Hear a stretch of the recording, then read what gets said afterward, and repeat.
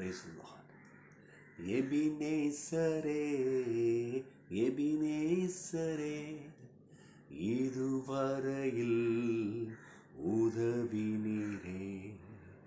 எபினேசரே எபினேசரே இதுவரையில் உதவினீரே. உம்மை முழு உள்ளத்தோடு ஆராதிப்பே, முழு பலத்தோடு அன்பு கூறுவே. ஆராதனை ஆராதனை ஆராதனை ஆராதனை ஆராதனை ஆராதனை ஆராதனை ஆராதனை ஆராதனை. எல்லாரும் இருதயத்தை உயர்த்தி ஆராதனை ஆராதனை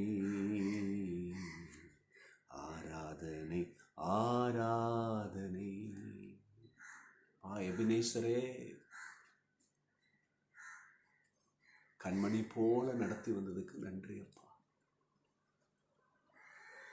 இன்னைக்கும் எங்க கண்களுக்கு முன்பதாக சில நன்மைகள் இல்லை, சில சுகத்தை பார்க்க முடியல, சில விடுதலையை பார்க்க முடியல, எங்களுக்கு வர வேண்டிய தயவு இரக்கங்கள், எங்களுக்கு வர வேண்டிய நன்மைகள் பார்க்க முடியல. ஆனால் ஒரு உண்மை, எபனேசர் நீர் இருக்கு. கண்டிப்பாக முன்னேற சிலுவை எங்களை நடத்துவே. என் ஜனம் ஒருபோதும் வெட்கப்பட்டு போகாதபடி செய்வேன் என்று வாக்கு கொடுத்திருக்கிறேன். வெட்கமில்லை, தலை நிமிரு உண்டாகும். காலவெளியிலும் பிள்ளைகளுடைய கண்ணீரை துடைத்து ஒரு வார்த்தையில ஸ்திரப்படுத்துங்க. ஆமென், ஹல்லேலூயா. இன்னைக்கு உங்க பிள்ளைகள் பலனடைந்து மான்கள் கால்களைப் போல மாற்றி அவர்கள் அற்புதமாய் அவர்கள் பணியை செய்ய நீங்க கிருபை பாராட்டுங்க. மாத்திரமல்ல, அவர்கள் எதிர்பார்க்கிற நன்மை அவர்களை வந்து பற்றி கொள்ளட்டும், சுதந்திரிக்கட்டும்.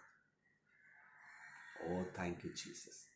இப்பொழுதும் வார்த்தையில எங்களை பலப்படுத்துங்க. ஆமென் ஆமென். இன்றைக்கு கர்த்தர் அவருடைய வார்த்தையில நம்மளை பலப்படுத்துவாராக. ஆமென். எசேக்கியேல் தீர்க்கதரிசன புஸ்தகம் 12ஆம் அதிகாரம் 25ஆம் வசனம் எப்படி வருது? இந்த தீர்க்கதரிசன வார்த்தை உங்களுக்காக வருது, உங்கள் குடும்பத்துக்காகவே வருது. நீங்கள் எதை நினச்சி மனதில் புலம்பிக்கிட்டு இருக்கிறீங்களோ அதை நிறுத்துங்க. கர்த்தர் இன்னைக்கு இந்த வார்த்தை உங்களுக்காகவே அனுப்பி வைக்கிறார். நான் கர்த்தர், நான் சொல்லுவேன், நான் சொல்லும் வார்த்தை நிறைவேறும், இனி தாமதியாது. ஆமென், ஹல்லேலூயா. கரங்களை தட்டி எல்லாரும், கர்த்தர் சொல்கிற வார்த்தை அது நிறைவேறுகிற வார்த்தை.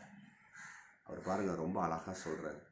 நிறைய பேர் நான் காத்துட்ருக்கிறேனே, 5 வருஷம் ஆச்சு, 10 வருஷம் ஆச்சு, 20 வருஷம் ஆச்சு, நடக்குமா நடக்காதா? சில பேர் நினைக்கிறாங்க கர்த்தர் என்ன மறந்துட்டாரா,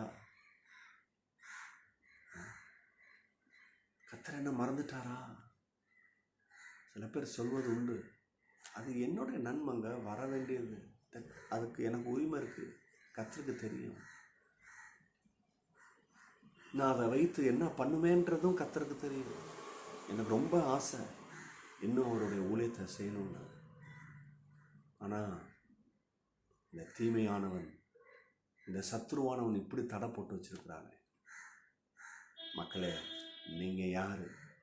நீங்கள் என்ன செய்வீங்க? கர்த்தருடைய ஊழியத்தை எப்படி பிரியமாக செய்கிறீங்க இல்லையா? தேவனோட ராஜ்யத்துக்கு உங்களை நீங்கள் எப்படி அர்ப்பணிச்சிருக்கிறீங்க இல்லையா? உங்களுக்கு வர வேண்டிய நன்மையில் என்னென்ன காரியத்தை செய்ய போகிறீங்க, அதிலெல்லாம் கடவுளுடைய நாம மகிமை உண்டாகும் என்பது கர்த்தருக்கு நன்காக தெரியும் இல்லையா? நீங்கள் கலங்க வேணாம், பயப்பட வேணாம். இந்த கர்த்தர் பெரிய காரியங்களை செய்வார் இல்லையா? அவர் சொல்கிறாரு, இனிமேல் உனக்கு வர வேண்டிய நன்மை அது தாமதத்தில் வராது, அது மிக மிக துரிதமாய் வந்து உன்னை சேரும் என்று சொல்கிறார். ஆமென். எல்லாரும் இருக்கிற இடத்துல கரங்களை உயர்த்தி கர்த்தரை ஸ்தோத்திரம் பண்ணுவோம். ஆமென். சரி, ஏன் இந்த தாமதம் வருது? ஏன் இந்த காரியம் எனக்கு நடக்கலை? ஏன் இப்படிப்பட்ட நிலைமை? ஏன் கலங்கி போய் நிற்கிறேன்? ஏன் உடஞ்சி போய் நிற்கிறேன்? சில விஷயம் இருக்குது, அதை மட்டும் சொல்கிறேன், காது கொடுத்து கேளுங்க. 24ஆம் வசனத்தில் பார்த்தீங்கன்னா, இந்த இஸ்ரவேல் தேசம் மக்கள் நடுவில் சில பேர் எழும்பி, அதாவது கள்ள தீர்க்க தரிசனம் இஷ்டத்துக்கு சொல்கிறது, முகஸ்துதியை வச்சுட்டு சொல்கிறது, இப்படி அப்படின்னு, இது அப்படியே நம்பிட்டான். நல்லா கவனிங்க, கர்த்தர் சொன்ன வார்த்தை அது எவ்வளோ ஜீவனுள்ள வார்த்தை. அவர் தான் உங்களை அடிமைத்தனத்திலிருந்தே கொண்டு வந்தார், விடுதலை கொடுத்தாரு. அற்புதமான நன்மை, தயவு, வனாந்தரத்தில் அவ்வளோ பெரிய தயவு நன்மை பெற்றது இதுவரை யாரும் இல்லை, இனிமேலும் யாரும் பெற போகிறதில்லை. ஆனால் இந்த ஜனம் அவ்வளோ பெரிய நன்மையும் இரக்கத்தையும் வெற்றியும் எல்லாம் பார்த்தாங்க. அப்போ கவனிங்க, இதுக்கு இடையில ஒருத்தன் வந்து கள்ளத்திற்கு தரிசனம் சொல்லிகிட்டு இருக்கான். நிறைய பேர் அந்த போல் இப்படி அப்படின்னு முகத்தை வச்சுட்டு சொல்கிறது, இவங்க அப்படியே இணங்கி இப்போ அவனை நம்புறது, அவனை தெய்வமாக்கிட்டாங்க. இப்போ மாறுது, நம்பிக்கை போகுது, கடவுள்கிட்ட இருந்த அந்த உறவு போகுது. என்ன போச்சு? Because of the broken relationship with God. கடவுளுக்கும் அவங்களுக்கு இருந்த உறவு உடையும் போது தான் என்ன நடக்குது? அங்கே தாமதம் வருது இல்லையா? அங்கே தான் கலக்கம் வருது, அங்கே தான் குழப்பம் வருது. இன்னைக்கு தயவு செய்து கடவுளுக்கும் உங்களுக்கும் உள்ள உறவை ஏற்படுத்துங்க. ரெண்டாவது, because lack of God's knowledge. கடவுளை பற்றிய அறிவு, கடவுளோடு கூட தொடர்பு கொள்ளும் பொழுது தான் அறிவு உண்டாகும். வேதத்தை தியானிக்கும் பொழுது தான் அறிவு உண்டாகும். லேக் ஆஃப் நாலேஜ்னால தான் இந்த தாமதம். லேக் ஆஃப் நாலேஜ்னால தான் நீ அடையாமல் இருக்கிற. மூன்றாவது, த அன்கிரேட்ஃபுல் ஹார்ட், அதாவது தேங்க்லெஸ் ஹார்ட். கடவுளுக்கு நன்றி செலுத்துகிற உள்ளமே இல்லை பாருங்க, இந்த கிராட்டிடியூடே இல்லை. எவ்வளோ நன்மை கர்த்தர்கிட்ட இருந்து பெற்றேன், இன்னும் நடத்த மாட்டாரா? நம்ம கவுண்ட் பண்ணிகிட்ருக்குறோம்.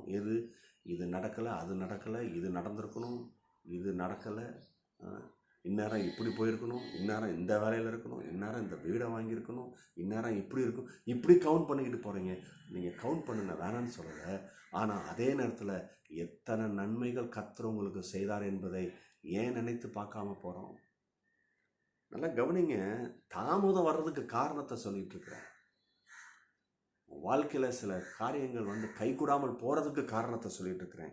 Ungrateful heart. இன்றைக்கி நம்ம இருக்கிற இடத்துல கண்டிப்பாக ஒவ்வொரு மனுஷனும் கடவுளுடைய கரத்திலிருந்து நன்மை பெறாமல் இருக்கவே முடியாது. நன்மை பெற்று தான் இருக்கிறான். நீங்கள் அந்த நன்மைக்காக காரங்களை உயர்த்தி, அப்பா நன்றி, நன்றிப்பா. நிறைய பேர் கர்த்தர்கிட்ட போய் நன்றி சொல்லியே ரொம்ப நாள் ஆச்சு. இன்றைக்கி தயவுசெய்து செலுத்துங்க, அதை கர்த்தர் விரும்புகிறார்.